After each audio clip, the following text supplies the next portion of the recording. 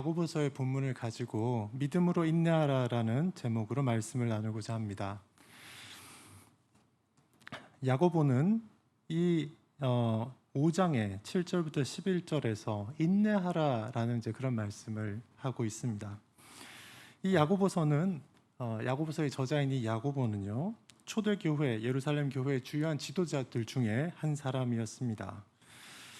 특히 이제 이 야고보서의 그 서신의 1장 1절에 보면 그 독자가 누구인지 나오는데요. 1장 1절 보면 흩어져 있는 12지파에게 문안한다, 이제 이런 표현이 있습니다.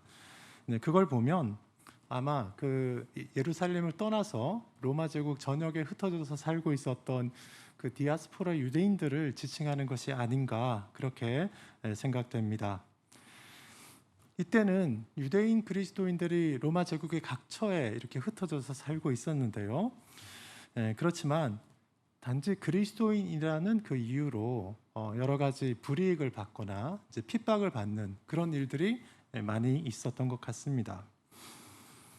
심지어는 이 야고보서가 기록되고 나서 이제 뭐 얼마 좀 지나지 않아서 몇 년 후의 일인데, 로마에 이제 대화재가 있었고, 그때 네로 황제 시기였어요. 그 이 네로 황제가 이 대화재의 책임을 기독교인들에게 이제 돌리는 그런 일이 있어서 기독교인들에 대한 대대적인 그 핍박, 박해가 있기도 했습니다. 야고보는 이 로마 제국 내에서 이렇게 각처에 살면서 그리스도인이라는 이유로 핍박을 받는 그 사람들, 특히 유대인 디아스포라 그리스도인들을 격려하고 권면하기 위해서 이 메시지를 이제 보내고 있는 그런 상황입니다. 야고보의 이 시대는 기독교인이라는 이유로 불이익과 핍박을 당하는 이제 시대였는데요. 여러분 보십시오. 예수님을 따랐던 그 12 제자들 어떻습니까? 다른 이유가 아니라 대부분 단지 기독교인이라는 이유로, 그리고 그리스도를 전한다는 이유로 핍박을 당하고 대부분이 죽임을 당했습니다. 무슨 범죄를 저질러서가 아니라 기독교인이기 때문에, 그리스도를 전하는 것 때문에 죽임을 당했던 것입니다. 지난 그 2000여 년 역사를 돌이켜보면요, 초대교회가 세워진 이후에 한동안은 기독교인들이 핍박을 많이 당했습니다. 그러나 그 가운데서도 개종자들이 점점 더 이제 늘어났죠. 그리고 마침내 로마 제국이 국교가 되기까지 했습니다. 아주 그 반전이 일어난 것이죠. 그 후로 중세 시대 동안에는 사실 뭐 기독교인이라고 해서 핍박받는 것이 아니라 오히려 이방인들이 기독교인에 의해서 불이익을 당하는 그런 일들도 있기도 했습니다. 그런데 역사는 이제 돌고 돌잖아요. 그래서 이제는 지금 시대는 다시 기독교인이기 때문에 불이익과 비난과 핍박을 받는 그런 시대가 되어가고 있습니다. 우리나라를 이렇게 보십시오. 우리나라의 경우에 60년대, 70년대, 80년대 이때는 어떻습니까? 이 시기를 살아오신 그 연세가 좀 있으신 분들께서 이제 생각을 해보시면 기독교에 대한 이미지가 지금보다는 이제 훨씬 좋았습니다. 그리고 그 시기에는 기독교인의 숫자도 급속하게 이렇게 증가를 했었죠. 물론 뭐 제사 문제 이런 것 때문에 충돌이 좀 있긴 했지만 교회의 이미지, 기독교의 이미지가 지금처럼 이렇게 비난받는 그런 상황은 아니었습니다. 그런데 지금은 기독교에 대해서 보통 이제 교회 바깥에 일반 사람들이 생각하는 이 적대감이 굉장히 높아졌습니다. 그 한국의 갤럽이라는 이제 조사 서베이하는 그 기관이 있잖아요. 거기에서 올 봄에 이 기독교와 종교에 대한 것을 이제 조사를 한 게 있습니다. 이 갤럽에서는 한 7, 8년마다 한 번씩 이런 조사를 이제 벌써 했고, 그래서 그 한 30여 년 동안에 그 이 수치가 어떻게 변하는지를 비교해서 그렇게 보여주고 있습니다.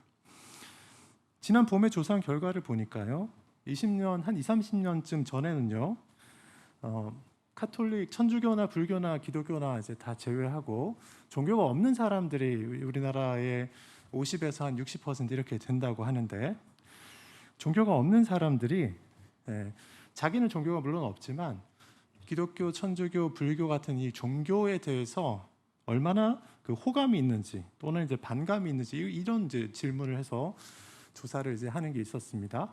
그런데 2004년도에는요, 지금으로부터 17년 전이죠. 2004년도에는 33%가 종교에 대해서 호감이 없다고 말을 했습니다. 네. 근데 2020 올해는 61%, 한 2배 정도가 종교에 대해서 내가 호감을 가질 수가 없다. 이렇게 답을 했습니다. 그 숫자가 거의 2배가 되었습니다. 요즘 이제 전도하기가 더 어려워지고 있다 이렇게 얘기하는데 그런 현상이 이렇게 이제 서베이 결과로 보면 이렇게 현실로 나타나는 거죠. 반감이 2배가 된 것입니다. 또 종교라는 것이 사회에 기여하는가, 긍정적인 역할을 하는가 이런 질문에 대해서도 불과 이제 7년 전인 2014년도에는 사람들의 모든 응답자의 한 3분의 2 정도가 종교는 사회에 아주 좋은 영향을 미친다, 기여한다 이렇게 답을 했는데 올해 그 질문에는 그 응답자들 중에 불과 38%만 종교가 기여하는 게 있다 이렇게 얘기하고 나머지 62%, 3분의 2 정도는 종교가 사회에 기여하는 바가 없다. 7년 만에 완전히 역전이 되는 그런 현상이 있었습니다. 그러니 지금 우리 이제 시대는 현재 우리 사회는 기독교라고 하면 별로 좋은 인상을 주지 못하고 이렇게 욕 얻어먹기 쉽고 그런 상황에 있는 그게 우리의 현실이라고 할 수 있습니다. 지금 우리가 1년 반 정도 벌써 계속해서 이 코로나 바이러스 이 상황에 이제 있으면서 삶에 상당한 이제 통제가 따르고 있는데요. 이 코로나 바이러스에 대처하는 그 방역에 있어서도 교회는 사회의 다른 영역들에 비해서 훨씬 엄격한 그 제재를 받고 있는 것처럼 보입니다. 보십시오. 교회는 주일 하루 모여서 그것도 예배 시간이 불과 1시간 남짓한 그거 정도 하는데 그리고 이제 우리가 예배 드릴 때 보면 대부분 마스크도 잘 쓰고 와서 이제 가만히 앉아 있다가 이렇게 1시간 남짓 있다 가잖아요. 사실상 마스크하고 손 씻기 잘하고 이렇게 하면 별로 감염의 우려가 없습니다. 그런데 그 다른 어떤 영역보다도 이제 교회에서 예배 드리는 거는 철저하게 이렇게 통제가 되고 있고 그런데 사실 바깥에 나가 보면 우리 식당이나 카페나 술집 주점이나 이런 데 가면 주 7일 아침부터 밤 10시까지 계속해서 영업하고 있고 가서 보면 이제 사람들이 버글버글하고 그리고 분명히 정부에서는 그 음식을 먹을 때나 음료를 마실 때를 제외하고는 식당 카페 안에 있을 때 반드시 마스크를 쓰고 이야기하라고 하지만 사람들은 어떻습니까? 식당 카페 들어가면 마스크 내리고 또는 턱스크하고 이렇게 음식 앞에 두고 계속 얘기하죠. 계속. 주점 같은 데는 더 심하죠. 주점과 카페에 가보면 그렇게 계속 얘기합니다. 주 7일 아침부터 밤 10시까지 영업을 계속하고 사람들이 버글버글한데 그것과 비교해보면 교회는 주로 주일에 1시간 정도 예배 드리는 건데 이제 그것마저 이제 엄격한 통제를 받고 있는 그리고 이제 실제 확진자가 이렇게 나와도 다른 데서 나오는 것보다 실제 이제 숫자는 그렇게 크지 않은데도 불구하고 교회에서 이제 감염자가 나왔다 하면 그 교회 이름도 공개가 되고 이렇게 비난을 당하는 그런 경향이 있습니다. 그래서 이제 현상을 이렇게 보면 다른 곳은 비난을 못해도 교회는 좀 손가락질을 해도 되고 교회는 좀 비난을 해도 되는 것처럼 그렇게 이제 세상 사람들이 생각하는 경향이 좀 있습니다. 요즘 이렇게 길에 지나다니다 보면 상가 건물에 공실이 굉장히 많습니다. 임대한다는 이제 현수막 붙여놓은 데가 아주 많아요. 근데 여러분 요즘 교회 이미지가 상당히 나빠져서 상가 공간을 알아보다가도 많이 비어 있는데도 불구하고요. 교회가 들어올 거라 하면 안 된다라는 건물주들이 이제 아주 많습니다. 교회가 무슨 폭력 집단이나 또는 무슨 사기꾼 집단이 아닌데도 불구하고 세상에 이제 인식이 좀 그렇게 되어가고 있습니다. 공실이 이렇게 많이 나니까 건물주들은 이제 어떻게든 임차인을 받아서 월세를 받아서 손실을 줄여야 될 텐데도 교회가 들어온다 하면 임대를 주지 않으려고 합니다. 제가 그 몇몇 그 동료 우리 이제 학자들, 신학자들하고 또 목사님들과 같이 이런 이제 학술 활동을 하려고 학회를 하나 이제 만들었습니다. 이제 학회 활동을 하려니까 사무실이 필요해서 사무실 공간을 이제 하나 임차했습니다. 그런데 학회 이름에 기독교라는 이름이 들어 있으니까 그 건물주가 상당히 이제 꺼려하는 거예요. 여간 신경 쓰이는 게 아닌 모양입니다. 그래서 공실이 된 지도 꽤 오래됐고, 이 4층 건물이 4층이고 엘리베이터도 없고 주차도 잘 안 되는 주차도 안 되는 그런 건물인데도 불구하고 기독교라는 이름이 들어 있는 게 하여튼 신경 쓰이나 봐요. 우리는 학자들이 모여서 주로 연구 활동하고 학술 활동하고 강의, 세미나 같은 거 하는 그런 점잖은 기관이다. 이렇게 잘 설명을 해서 좀 안심하도록 그렇게 했는데, 그런데 일반적으로 이 세상 사람들이 교회다 그러면 뭔가 문제를 일으킬 수 있는 집단, 이렇게 지금은 생각하는 그런 우리가 좀 안 좋은 이미지를 이 사람들이 가지고 있는 것 같아요. 야고보가 지금 편지를 보내고 있던 이 시대도 지금보다 훨씬 더 어려운 상황이었을 걸로 그렇게 생각이 됩니다. 이런 어려운 상황에서 야고보는 길이 참으라 이렇게 권면하고 있습니다. 7절 보십시오. 야고보는 형제들아 주께서 강림하시기까지 길이 참으라 이렇게 이제 말하고 있습니다. 길이 참으라. 길이 참으라. 제가 크리스찬이 된 이후로 신자에게 있어서 여러 중요한 이제 덕목들, 미덕들이 있는데요. 그 많은 여러 가지 중에 제가 생각하는 가장 중요한 덕목, 그거는 사랑을 제외하고 이 오래 참음인 것 같습니다. 신앙생활 하면서 계속해서 인내하는 연습을 하고 계속해서 이 기다리는 연습을 하나님이 하게 하시는 것 같습니다. 형제들아 이렇게 말하면서 길이 참으라 이렇게 야고보가 권면합니다. 길이 참으라. 길이 참으라. 저는 이제 대학생 되면서 신앙생활을 하기 시작한 이후에 계속 이 길이 참는 것, 오래 참는 것, 버티는 것, 이것에 대해서 특별히 뭔가 이제 더 이끌린 바가 있었고 중요한 덕목이라고 생각을 하게 되었고, 그리고 시간이 지나면 지날수록 이게 점점 더 훈련이 되어서 이제는 굉장히 친숙한 그런 덕목이 된 것 같아요. 그리고 정말 중요한 덕목이다 이렇게 생각합니다. 그런데 오래 참음, 이 인내라는 거는 그리스도인들이 가져야 되는 정말 대표적인 그 덕목이라 할 수 있습니다. 이게 성인의 표시인 것 같아요. 아이들은 뭔가 좋고 싫은 거를 금방 이렇게 탁 드러내잖아요. 맛있는 거 주면 금방 이렇게 막 웃고 좋아하다가 조금 이제 뺏거나 이제 장난치거나 이러면 또 확 토라지고 이러는데, 아이일 때는 이제 그렇게 하지만 사실 이 청소년기를 거치고 성인이 되면 외부의 어떤 그 자극이나 다른 사람 행동에 대해서 즉각적으로 반응하지 않고 시간을 두고 이렇게 반응하고, 또 어떤 내 마음에 들지 않는 일이 있더라도 그걸 그냥 툭 표현하는 것이 아니고 잘 참고 다듬어서 표현하고, 이런 것들이 성인이 되는 어떤 성인의 특징이지 않습니까? 특히나 이제 크리스천들은 평생 이 훈련 계속 하는 거죠. 예수님의 12 제자들을 보면 정말 오래 참았습니다. 그 성미 급한 베드로 같은 경우, 예수님이 잡혀가시던 날 밤에 그때 막 칼 뽑아서, 예수님이 그렇게 하지 말라고 하는데도 칼 뽑아서 막 귀도 자르고 막 이렇게 했었는데, 그렇지만 예수님이 부활 승천하신 이후에 제자들이 자기들이 남아서 이제 예수님이 맡기신 그 사명을 수행할 때, 그때는 제자들이 잘했습니다. 죽기까지 참으면서 예수님이 하라고 하는 그 일을 꾸준히 그렇게 해갔죠.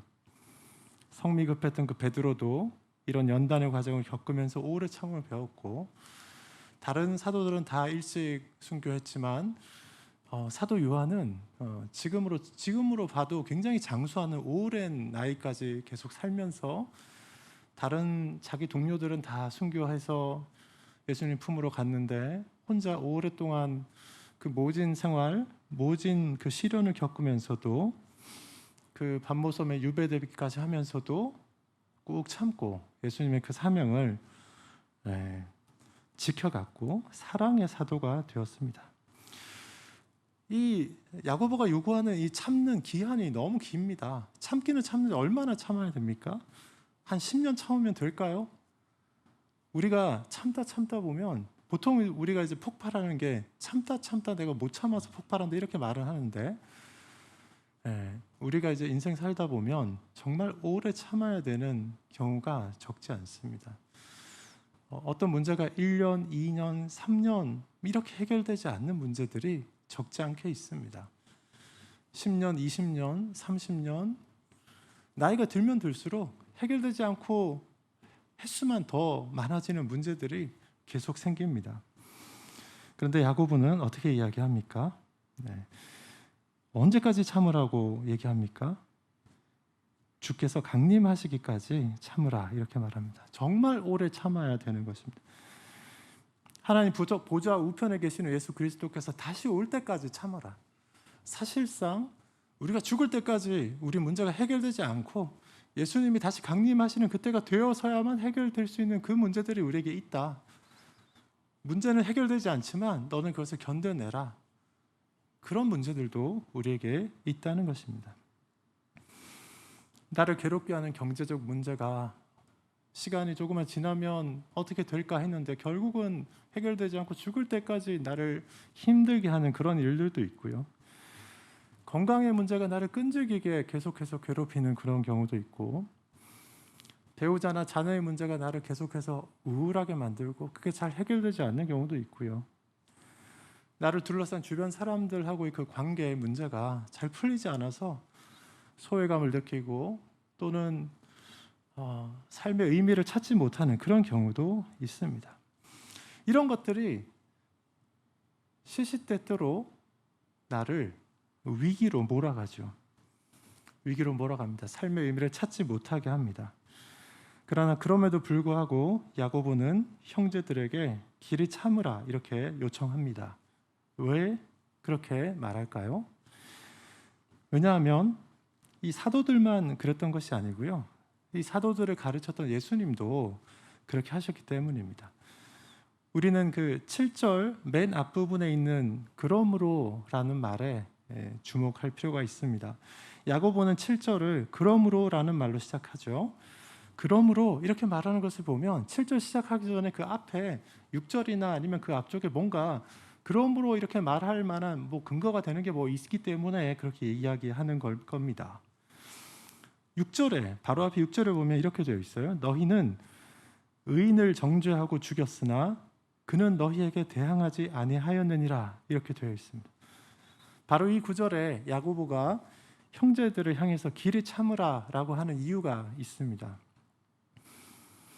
그것은 바로 악인들의 그 정죄와 핍박에 대해서 대항하지 않고 그냥 고난을 당했던 의인이었던 그 한 사람이 있습니다. 의인이었던 그 사람, 바로 예수 그리스도 말하는 것입니다. 예수님은 죄 없이 정죄를 당하고 죽임을 당했지만 악인들에게 대항하지 않았습니다. 우리가 보면 너무 어리석어 보이고 왜 그랬을까 이런 생각도 한편으로 들지 모르지만 예수님은 그것이 성부 하나님과의 사이에서 약속했던 인류를 구원하기 위한 그 방도였잖아요.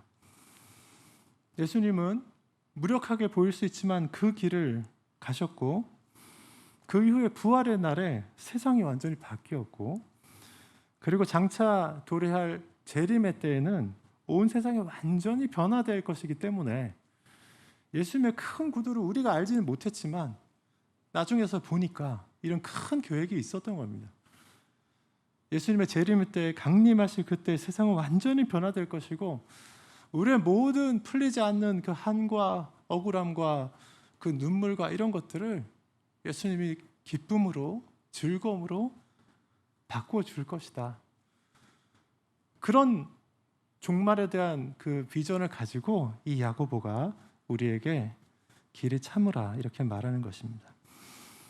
야고보는 이런 비전을 말하면서 주의 강림하기까지, 주께서 강림하시기까지 참으라 이렇게 말합니다. 8절에도 주의 강림이 가깝다라고 말합니다. 주의 강림의 때 우리 인생은 비로소 인생의 절정기에 들어가는 것입니다. 우리가 주의 강림이 있기 전에 육체의 죽음을 맞고 비록 몸이 썩고 영혼과 분리된다 하더라도 우리가 부활의 몸을 입고 그때 예수님의 앞에 다시 설 것이고 그때부터 우리 인생은 진짜 그 인생의 꽃이 피는 것입니다. 절정에 들어가는 것입니다. 그런데 이 기다림은 사실은 쉽지는 않습니다. 7절 그 후반부에 보면 야고보가 농부의 비유를 들면서 길이 참으라 이제 그렇게 이야기하잖아요. 농부는 장차 시간이 지나고 나면 얼마간 지나면 맺히게 될 그 귀한 열매를 기대하면서 이른 비와 늦은 비를 기다립니다. 물이 필요한 때 비가 오지 않으면 농부의 마음을 얼마나 이렇게 타들어가겠습니까? 분명 1년 중 언젠가는 이제 비가 올 것이고 그렇지만 그게 내일인지 일주일 뒤인지 이건 알 수가 없어요. 그래서 농사를 짓는 농부가 되려면 그 공장에서 일하는 작업자보다는 훨씬 이 기다리는 것에 익숙해야 됩니다. 컨베이어 벨트 앞에서 일하는 이제 공장의 근로자, 작업자는 내가 요거 끝나면 다음에 뭘 할지, 오후에는 뭘 할지, 내일은 무슨 일을 할지 다 압니다. 정해져 있어요. 예측 가능합니다. 그런데 농부는 내일 일을 정확하게 예측할 수 없습니다. 내일 비가 올지 안 올지 사실 알 수 없습니다. 대략 조금 지나면 뭐 풀도 뽑아줘야 되고 농약도 뿌려야 되고 이런 거 아는데 비가 정확히 언제 올지 이거 잘 모릅니다. 그래서 공장에서 일하는 작업자보다 농부의 일은 훨씬 불확실성이 크고 예측하기 어려운 그런 상황입니다. 그래서요, 그 사업을 하는 사람들은 사실 그 꼬박꼬박 월급을 받는 샐러리맨들보다는 훨씬 이런 기약 없는 기다림에 이제 강합니다. 네. 그러니까 좋은 직장에서 안정되게 꼬박꼬박 그 매달 월급날에 급여를 받는 사람들은요, 그 만약에 그 회사를 그만두고 회사에서 나오면 세상 사는 게 되게 불안합니다. 제가 이제 꼬박꼬박 월급 받는 직장 생활을 그만두고 이제 35살에 신학교에 딱 들어가니까요. 꼬박꼬박 월급 주던 데가 돼서 돈이 안 나오니까 얼마나 불안한지 몰라요. 그 이후로는 돈이 언제 생길지 모릅니다. 언제 돈이 생길지 모르고 또 정확한 금액도 아니고 일정한 금액도 아니고 그러니 언제 얼마나 이 수입이 생길지 모르는 그런 상황에서 살아가는데 그게 이제 꼬박꼬박 월급이 나오는 샐러리맨 생활에 익숙한 사람한테는 얼마나 이제 불안한 일인지 알 수가 없습니다. 저는 이제 그때부터 마치 농부의 기다림 같은 이 인내의 훈련을 하는 게 시작이 됐죠. 지금은 이제 익숙해져 가지고 돈이 들어오든 말든 뭐 이렇게 살 수 있습니다. 그런데 농부의 기다림이라는 건 사실 그런 성격이 있습니다. 그리고 우리는 모두 누구나 다 꼬박꼬박 급여가 나오는 그 샐러리맨의 그 삶이 아니고요. 언제 주실지 모르는 그 기약 없는 그 기다림을 기다릴 수 있는 그 인내 훈련을 해야 됩니다. 그러면서 우리 모두는 좀 더 이제 성숙해져 가는 것입니다. 여러분 모두가 이런 기다림의 훈련에 잘 연단이 되어서 하나님 앞에서 잘 기다릴 수 있는 그런 성품을 가지실 수 있으면 좋겠습니다. 야고보는 이제 9절에서 서로 원망하지 말라 이렇게도 말하죠. 심판주가 문 밖에 서 계시기 때문에 그렇습니다. 우리가 인내하지 못하면 형제들끼리 서로 막 욕하고 이렇게 싸우기 쉽습니다. 아이들 같은 어린애들 같은 그런 성격이죠. 성인들은 그렇게 하지 않고 뭔가 문제가 있거나 또는 갈등이 있거나 할 때도 그걸 직접 드러내놓고 치고받고 싸우지 않고 그 상황을 이해하고 그 상황을 잘 진단해서 원만하게 이제 풀어가는 그런 것들이 우리에게 생겨야 될 것입니다. 야고보는 또 10절에서 주의 이름으로 말한 선지자들을 고난과 오래 참음의 본으로 삼으라 이렇게 말합니다. 구약에 보면 선지자들이 여럿 나오지요. 신약 시대 여기 들어와서도 예수님의 공생의 사역이 시작되기 전에 그 선지자 역할을 했던 몇몇 사람들의 이야기가 나오는데 그 선지자들에게서 우리가 찾아볼 수 있는 공통점 중에 하나가 뭐냐면 하나님의 그 메시지를 딱 듣고 그걸 붙잡고 세상에 누가 뭐라 하더라도 꼭 참으면서 그 메시지를 전하는 거, 지키는 거, 네, 그걸 아주 잘 했다는 것입니다. 여러 선지자들이 있지만요, 그 중에 이제 대표적으로 한 사람만 이야기를 하자면 예레미야 선지자를 보십시오, 여러분. 예레미야는 정말 그 아주 두드러진 독특한 선지자였습니다. 어떤 면에서 그렇습니까? 예레미야는요, 그의 동족들이 예레미야가 외치는 그 소리를 싫어했습니다. 왜 싫어했습니까? 예레미야가 이스라엘의 멸망을 예언했기 때문입니다. 예레미야는 하나님으로부터 이 민족의 죄 때문에 하나님이 심판하셔서 이스라엘이 멸망할 것이다, 그게 하나님의 뜻이다, 그렇게 예언했죠. 이스라엘 민족은 당연히 멸망하지 않고 우리 민족이 승승장구 잘할 것이다, 이렇게 이야기하는 사람들을 당연히 이제 좋아했겠죠. 그래서 다수가 예레미야를 싫어했습니다. 예레미야는 자기도 사실은 그렇게 말하는 것이 괴로웠지만 그게 하나님의 메시지였기 때문에 이스라엘의 멸망을 예언을 한 것입니다. 예레미야는 그러니까 그 당시에 그 사회에서는 매국노로 몰리는 것이죠. 너는 아수르파냐, 친아수르파냐, 이렇게 몰리는 겁니다. 그러나 그게 하나님 뜻이었기 때문에 예레미야는 그 메시지를 계속 전할 수밖에 없었고, 실제로 그런 상황이 벌어졌고 역사는 예레미야가 하나님 편이었다, 이렇게 증언하고 있습니다. 예레미야가 참 선지자였다고 증언하죠.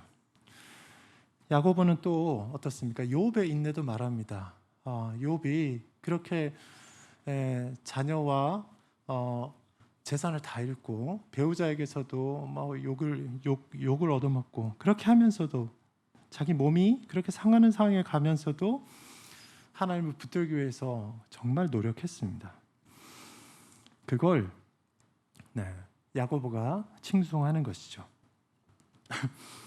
여러분, 저와 여러분에게는 야고보가 길이 참으라고 하는 이 권면이 지극히 중요합니다. 그리스도 안에서 신자가 성숙해 가는 데 있어서요, 길이 참는 것이 몇 가지 미덕들 중에서도 가장 중요한 미덕 중에 하나입니다. 특히 이 오래 참음이라는 것은 하나님의 형상으로 만들어진 그 인격체이기 때문에 더더욱 더 중요합니다. 저는 이 오래 참음, 이 단어를 이제 이야기할 때마다 떠오르는 그 한 장면이 있습니다. 이 사람의 참음이 아니고요, 동물이 참는 건데요, 북극곰의 그 장면이에요. 북극곰. 제가 그 동물 나오는 그런 다큐멘터리 같은 거 좋아합니다. 그래서 가끔 이제 동물왕국이나 이런 거 자주 잘 보는데, 어느 날은요, 북극곰이 어미곰이 새끼 2마리랑 이렇게 그 북극에 막 눈보라가 치는데 이렇게 걸어가는 거예요. 곰이요. 그러니까 유심히 봤습니다. 제가 왜 저렇게 눈보라가 치는데 저렇게 왜 걸어갈까? 눈보라가 너무 세가지고요, 걸어가기 힘든 모양이에요. 막 눈보라가 막 치니까 곰이 이제 좀 걸어가다가 더 가지 않고 어미곰이 그 자리에 그냥 턱 이렇게 앞발을 툭 뻗으면서 거기 그냥 엎드리더라고요. 딱 엎드리는 거예요. 딱 엎드리고 2발을 이렇게 하고 이제 그 머리를 그냥 이렇게 푹 이제 하더니만 그대로 있는 거예요. 눈보라가 엄청 치는데. 그러니까 새끼곰 2마리가 어떻게 하냐면 그 엄마 옆에 똑같이 해가지고 있는 겁니다. 눈보라가 세게 오니까 그냥 걸어가기 힘드니까 어떻게 하냐면 곰이 그냥 그 자리에 딱 엎어져서 눈 딱 감고 눈보라가 막 치는데 버티고 있는 겁니다. 제가 그거 보고 되게 이제 놀랐습니다. 곰이 눈보라를 어떻게 견뎌내는가? 이 모진 이 비바람 눈보라를 어떻게 견뎌내는가? 곰이 어떻게 견딥니까? 어디 무슨 동굴 파고 들어가고 이런 게 아니고요. 그냥 거기 탁 자리에 그냥 탁 엎어져가지고 그냥 버티더라고요. 그냥 그 눈보라를. 제가 그거 보고 되게 그 인상적이었어요. 곰이 정말 잘 참는구나. 우리가 곰 하면 막 이런 곰탱이 이런 이야기하고 막 그 되게 잘 참을 것처럼 사실 그런 이미지가 있잖아요. 네. 그런데 그 북극곰한테도 그 북극의 한파가 사실은 이제 엄청 큰 시련인 거죠. 근데 그걸 그 자리에 그냥 엎어져서 눈보라 지나갈 때까지 버티는 걸 봤습니다. 제가 그 장면에서 굉장히 큰 은혜를 받았습니다. 저렇게 버텨야 되는구나. 저렇게 참아야 되는구나. 곰도 저렇게 참는구나. 이런 생각을 하고 제가 자주 저희 학교 학생들한테 자주 이야기합니다. 곰처럼 버텨서 참아야 된다. 여러분, 우리는 북극곰보다 훨씬 존귀하고 탁월한 그런 존재입니다. 잠깐의 한파와 비바람을 참는 것 정도가 아니라요, 사람에게는 10년, 20년, 30년, 어쩌면 평생 가도 해결되지 않는 끈질기게 괴롭히는 그 문제와 상황을 참아내야 하는 그런 경우들이 우리에겐 있을 수 있습니다. 우리는 그런 실존입니다. 그래도 우리는 인내할 수 있습니다. 왜 그렇습니까? 그리스도의 영이 우리 안에 내주하시면서 우리를 위해서 간구하시고 계속 우리를 붙들어 주기 때문에 그렇습니다. 네. 믿음이 필요합니다. 우리 안에 계시는 그 그리스도의 그 믿음, 그리스도를 믿는 그 믿음이 필요합니다. 야고보의 권면처럼 믿음으로 인내하는 저와 여러분이 되시기를 주님의 이름으로 축원합니다.